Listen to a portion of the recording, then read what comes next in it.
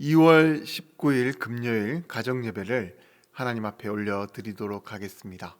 다 같이 사도신경으로 신앙을 고백하도록 하겠습니다. 나는 전능하신 아버지 하나님, 천지의 창조주를 믿습니다. 나는 그의 유일하신 아들 우리 주 예수 그리스도를 믿습니다. 그는 성령으로 잉태되어 동정녀 마리아에게서 나시고 본디오 빌라도에게 고난을 받아 십자가에 못 박혀 죽으시고 장사된 지 사흘 만에 죽은 자 가운데서 다시 살아나셨으며 하늘에 오르시어 전능하신 아버지 하나님 우편에 앉아 계시다가 거기로부터 살아있는 자와 죽은 자를 심판하러 오십니다. 나는 성령을 믿으며 거룩한 공교회와 성도의 교제와 죄를 용서받는 것과 몸의 부활과 영생을 믿습니다. 아멘.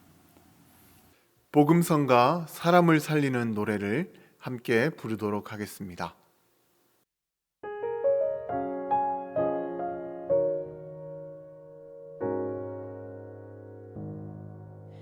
주 부르심 따라 예수 이름 부르며 나의 인생을 드렸네. 사람들이 이해 못하고 결과 어떠하든지 주만 따라가기 원했네. 이제와 돌이켜보니 그저 부끄러울 뿐 모두 다 주의 은혜라. 벼랑 끝에서 나를 주의 손이 이끌어 여기까지 인도하셨네. 하나님 사랑 날 떠나지 않고 끝까지 사랑하셨기에 오직 예수와 십자가만 바라보면서 나의 생명도 아낌없이 드리기 원했네. 내 노래가 상한 영혼 일으켜 다시 살게 하는 노래가 되길. 주 배울 때 착한 일꾼이라 칭찬받기 나 원하네.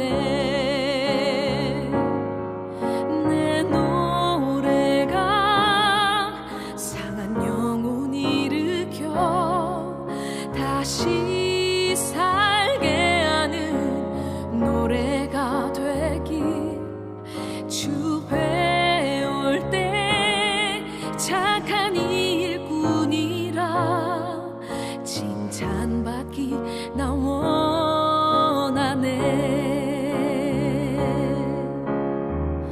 눈물로 복음을 씨 뿌려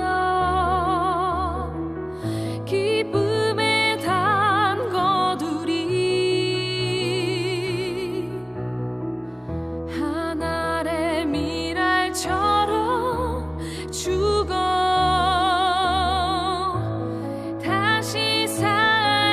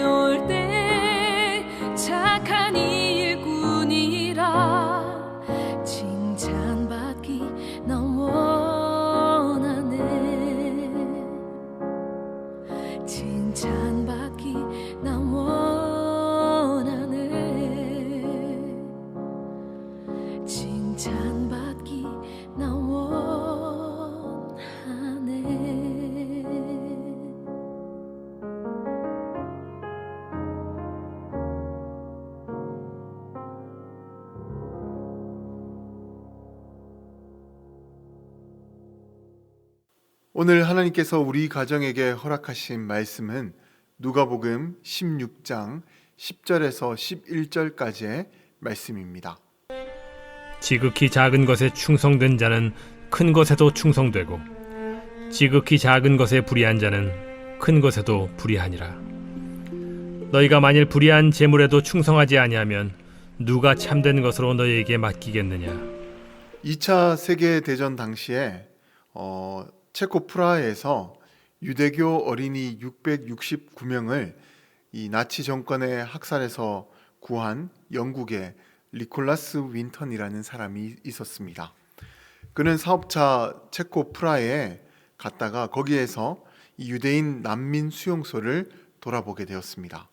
그리고 만약 전쟁이 발발하게 되면 그 수용소에 있는 아이들이 다 죽게 될 것이라는 것을 직감하게 되었습니다.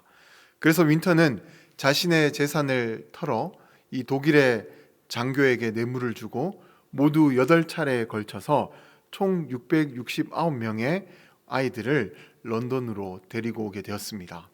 그리고 마지막으로 250명의 아이들도 이 런던으로 데리고 오려고 했으나 때마침 2차 세계대전이 터지는 바람에 250명의 어린아이들은 행방불명이 되고 말았습니다. 그로 인해서 윈턴은 깊은 죄책감에 빠지게 되었고 50여 년 동안 이 일을 묻고 세상 속에서 조용하게 지내게 되었습니다. 그러다가 1988년 그가 몰래 보관해온 이 유대인 어린이의 목록과 그리고 그들의 양 부모로부터 받은 편지를 그의 부인인 그레데 여사가 발견을 하게 되어서 그의 선행이 세상에 알려지게 되었습니다.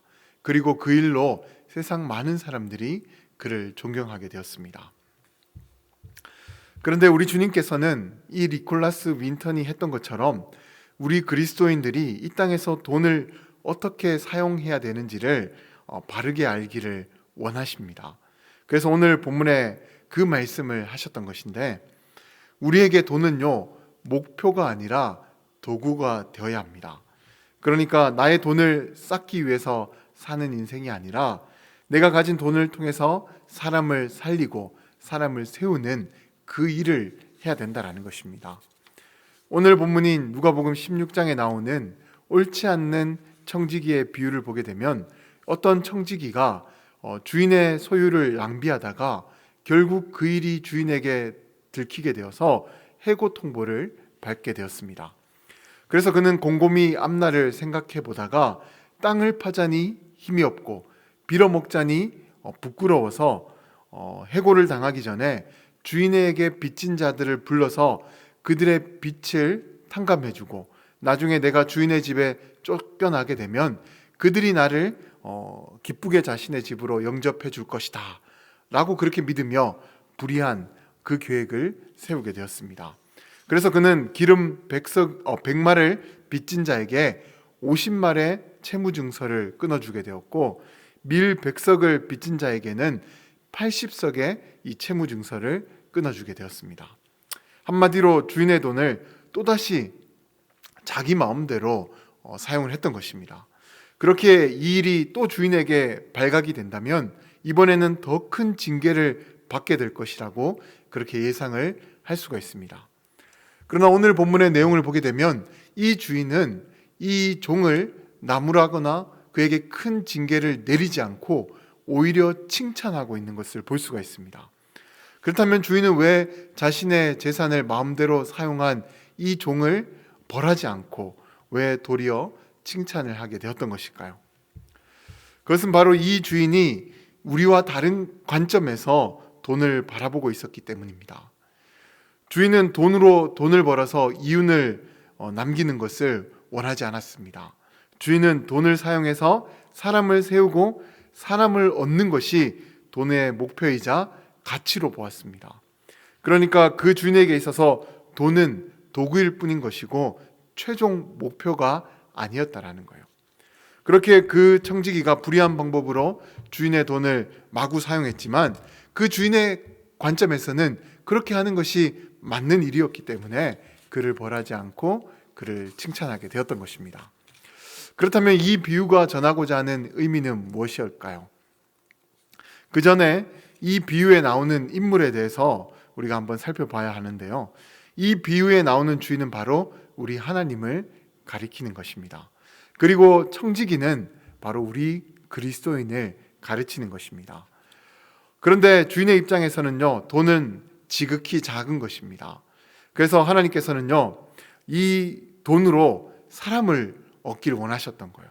하지만 이 땅을 살아가는 우리 그리스도인은요, 돈을 오늘 본문에 나오는 주인이나 하나님처럼 작은 것으로 여기지 않고 오히려 하나님처럼 여기려 하다가 돈과 하나님 사이에서 갈등을 하게 되고 결국 돈을 선택했다가 그 유혹에 넘어져서 헤어나오지 못하게 됩니다. 이런 사람들을 우리 주변에서 종종 찾아볼 수가 있지 않습니까? 그런데 이런 사람이 바로 오늘 본문에 나오는 주인의 소유를 낭비했던 그런 옳지 않은 청지기인 거예요. 그런데 우리 그리스도인들이 하나님께서 내게 주신 그 돈을 지극히 작은 것으로 여기며 그 돈으로 하나님의 나라와 하나님의 뜻을 위해서 사용을 하게 된다면 그는 하나님 보실 때 옳은 바른 청지기가 될 수가 있다라는 거예요. 그런데 우리의 삶을 보게 되면 우리는 돈을 지극히 작은 것으로 여기려 하지 않고 큰 것으로 여기며 그 돈으로 나의 소유와 나의 만족과 나의 명예를 높이는데 사용하려고 합니다. 그런데 우리가 그렇게 사용하려고 하면 오늘 본문에 나오는 그 옳지 않은 청지기와 같은 삶이 된다라는 것입니다.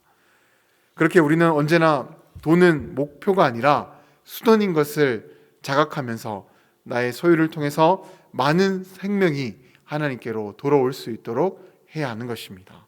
아무쪼록 우리 모두는 오늘 주님께서 들려주시는 이 비유의 말씀을 제대로 깨닫는 분들이 되셔서 나와 나의 소유를 통해서 많은 사람들이 하나님께로 돌아올 수 있는 은혜가 있기를 주님의 이름으로 간절히 축원드립니다.